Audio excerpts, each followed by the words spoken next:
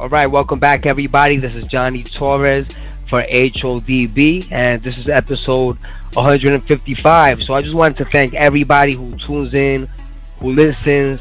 If you get the chance somewhere on the page, do subscribe, and I just want to thank everybody, who listens. This episode is a special episode. It's brought to you by Lone Star Transportation, liaison to the stars. So if you are in Vegas, if you are in New York, if you are in Atlanta or any major city, do check out Lone Star Transportation, liaison to the stars. So I wanted to thank Terry Bowridge, who's the special link and connection on this interview. So I just wanted to thank Terry, and we do have the legendary, the real DJ Ace on the line with us. So thank you for joining us. What's happening? Good. The real DJ Ace. Can you just let everybody, where are you calling from right now? I'm calling from the A-Town, man, Atlanta, Georgia. I'm from the south side. I'm from the east side, but I'm on the south side of the business. You know what I mean? Me and Gucci from the same hood, but I'm moving the same hood Walker from. That's what side of town I'm calling from, that Riverdale area. All right, very cool. You know, this DJing thing or skill, or career, it has taken you around the world. But can you tell us, where exactly are you from? Can you tell us a little bit about your background and how you got started in DJing? Well, me personally, man, like I said, I'm from Atlanta. I'm from the east side of Atlanta. My dad used to be a drummer. My dad and my mom used to have their own live band. And my brother used to be a dancer, not a stripper dancer, but one of them cranking dancers back when I was younger. And he was with artists like Raheem the Dream, Kizzy Rock, DJ Taz, artists like that from when the bass music was out. He was doing that bass, that cranking dancing. So me personally, man, I used to sit back and watch how one DJ just controls the whole 10,000 people to 500 people. And I just used to sit back and watch that, man. I wanted to be a rapper, but I couldn't rap. So I just like how the artists and the DJs control the crowd, man. It was like when they slowed it down, they slowed it down. When they speed it up, they speed it up. So me sitting back watching that all my life, man, I end up, I say about 11th, 12th grade, I started DJing the basketball games at the schools on the east side, because I was a star football player. So after football season, it was basketball season, and I used to DJ all the basketball games. I didn't get paid but like $50 a game, but I ain't really care. You know what I mean? It was just the point of me DJing. Then I started doing the house parties, and I moved to the south side of Clayton County over here where Walker had in '97, and man, it's been on and popping since then. It just got bigger and bigger. It definitely sounds like a movie.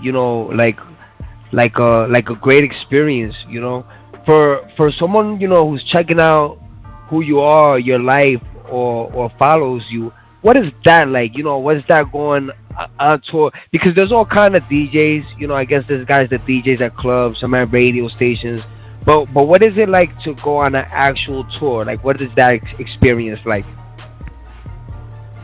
Well, it depends, man. In the U.S. it's different from overseas, and I just have been blessed to be able to experience both. Touring the U.S. and touring overseas. And right now, I'm doing a lot of shows, getting a lot of solo shows now that I've been overseas and in the U.S. So it's nice though, man. I mean, I done had the blessing of going on tour with Drake, 2 Chainz, and all them with me and walking them. So, but it's nice, man. I mean, overseas it's a little different. Everybody don't speak the English, so it just depends on where you're going.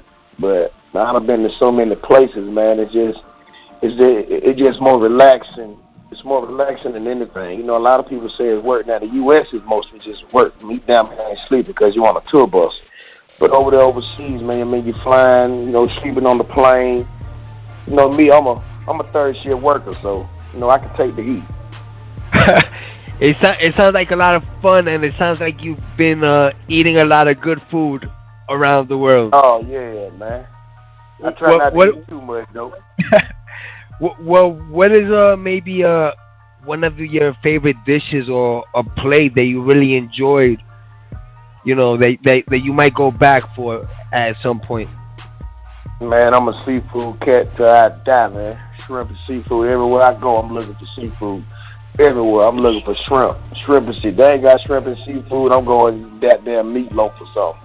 I be scared to try that overseas food, man. I ain't lying. We went to Japan, man, and I ain't eating nothing but noodles. Wow, that's Nothing but noodles. Yeah, we went to I forgot where we was at, man. We was in, I think, Italy. No, Spain, man. We was in Spain, and they wanted me to try this big ass fish, and I felt like I ain't trying that new.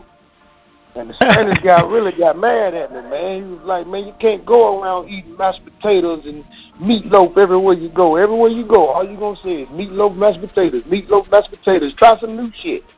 He was really cussing me out in Spanish, man. So, you know, I ain't really too fond of trying that new food, man. I gotta get, you know, I feel like if I'm over there, I want to get fat, man. I ain't trying to, you know, sit back and try to taste something, spend $50, and that ain't what I want.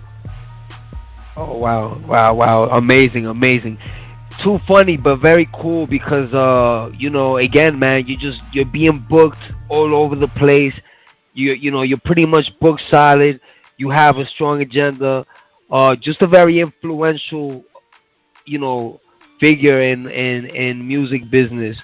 So it's really a privilege to have you on the real DJ, Ace, the legendary DJ Ace, with us. What keeps you inspired? As far as what you mean? You know, as far as DJing, because a lot of people might start DJing and then they kind of maybe spin off into production or other areas in entertainment. What keeps you inspired? There's a lot of DJs, man. I mean, today you got different DJs. I started DJing when we was carrying around records, 1200s. You know what I'm saying? I was DJing when I had to carry around my 1200s and my records until the point where we merged into doing, you know, CDJs. But nowadays, man, you got so many different type of DJs. You got internet DJs, man. You got radio DJs. You got mixtape DJs. You got DJs who don't know how to DJ a club, but got millions of views on their mixtapes. You got DJs who ain't got no views on their mixtapes, but DJing in every club in the city. So you got different DJs and different ways of getting into DJing, man, and different types of music to DJ. So really you just find what you're comfortable with, man, and roll with it. You know what I mean? It's, you know, with me, nobody helped me do what I do. I went to different DJs trying to ask people to help me learn how to DJ. You know, I went to the big DJs too, and I ain't gonna say their name, but I went to a few of these big DJs, man, and I would ask, can you teach me how to DJ? Can you teach me how to DJ? And everybody would give me the cold shoulder, but now today I see why they would give you the cold shoulder, because they teaching you how to take their job. They're giving you the aspects of the game for you to come back and be able to take their job. You got DJs out here now, you know, they're DJing for $25 just to get their foot in the door. But they play good music. So it's like, how else is they to get their foot in the door if they don't go cut these folks' throat? Me personally, you know, I don't oblige by that, man. I mean, but you know, every sheep for his own stuff.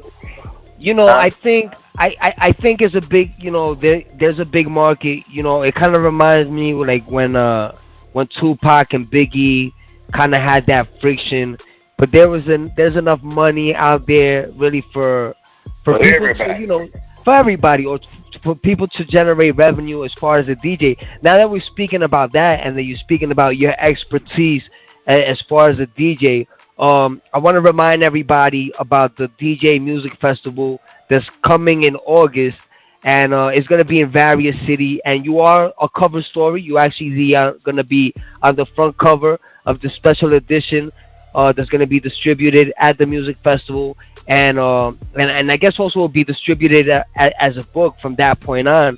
The DJ Music Festival that's coming in August, and then in various cities. For more information, you can email Baunyers@gmail. That's VAUNYERS@gmail.com. That's Baunyers@gmail. That's VAUNYERS JUNYERS@gmail.com. So do send a request for more information on the DJ Music Festival that's gonna be launched in August. So you being a DJ, you being an expert at what you do, and what you are. Tell us, who are some of the people that attend these festivals?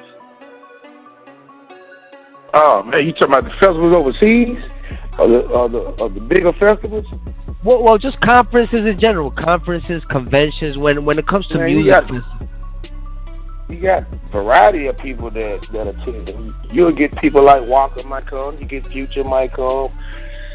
You get a variety, man. You get people who just getting in the industry. You get people who already been in the industry. I mean, a lot of festivals are getting bigger and bigger as the years go on now.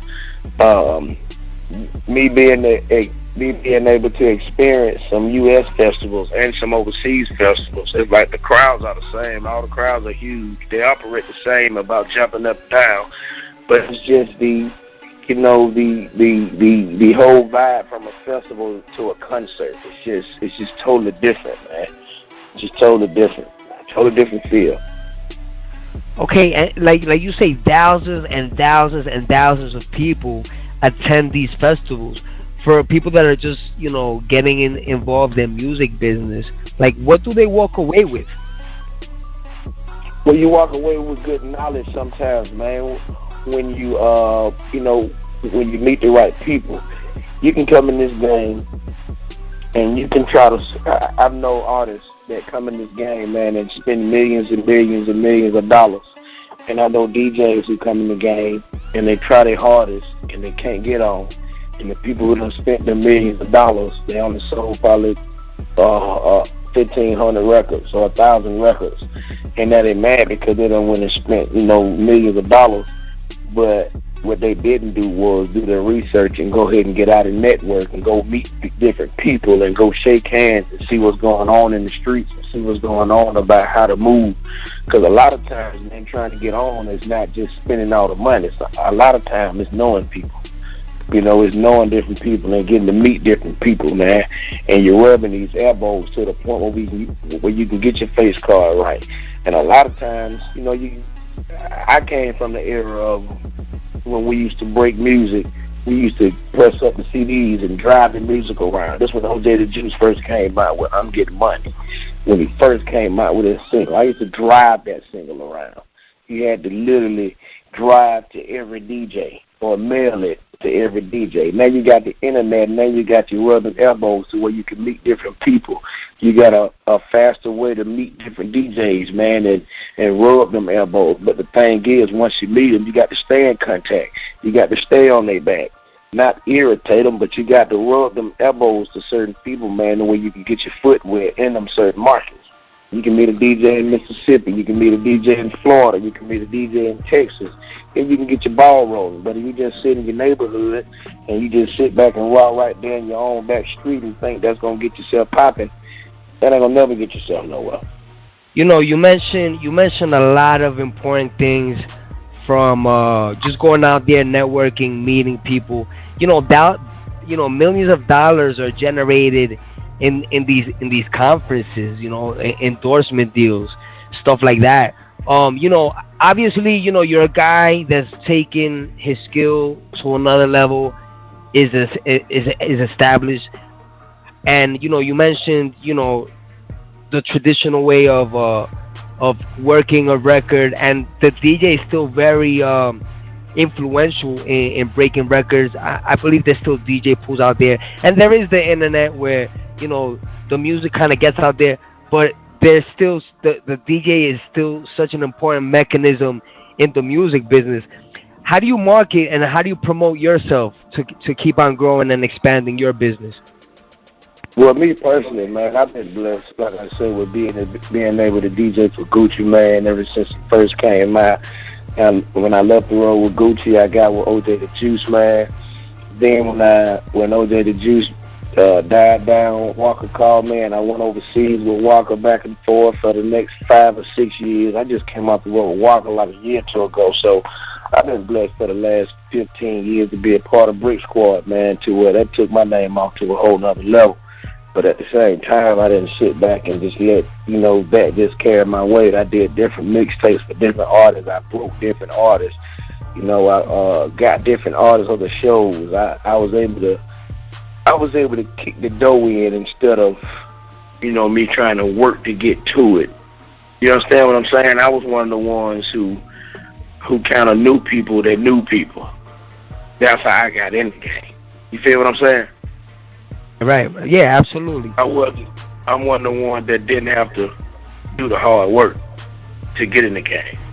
But how I keep my name going is a whole nother level, because now I'm getting booked on my own. Now I'm getting shows on my own. I had to go out there and kick the dough in. Just because I was on these platforms, I was on these stages, didn't mean that I was going to survive after I came out the road with them. I had to put on shows, man. I had to really show these people that I'm a one-man gang. When I step up and I'm DJing, I'm a whole different vibe to what everybody else going on. Like I said, I had to kick the dough in and break the dough down for them to see this ain't your normal DJ. This guy feels a whole other level.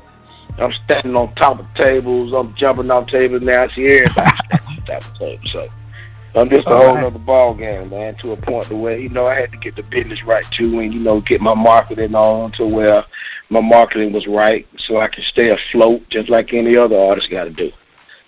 All right, very cool, man. And like you said, in your own words, you didn't walk into the door, into the music business. You came in kicking in the door. So for all you up-and-coming people, now you know. All right, so when you're not DJing, you know what I'm saying, when you're not doing your entertainment business, how do you spend your time? You know what I mean? Who is this guy, the real DJ Ace? How do you spend your time when you're not? Well, I got a club in Atlanta, Georgia called Level 2 that I've been running for the past 10 years, man. I've been DJing there since 2001, back before me and Gucci got together. So back in 2007, I got an investor, went ahead and bought the club, and that's what I'll be doing there. I still get booked. I just got booked overseas in Switzerland. I just came from Canada. I'll be doing a cover out of town in South Carolina about 2 weeks. So I've been doing a lot of back and forth with that. Other than that, man, I got an AAU basketball team in Atlanta that I run, man. My daughter is 13. I got another daughter that's 8 years old.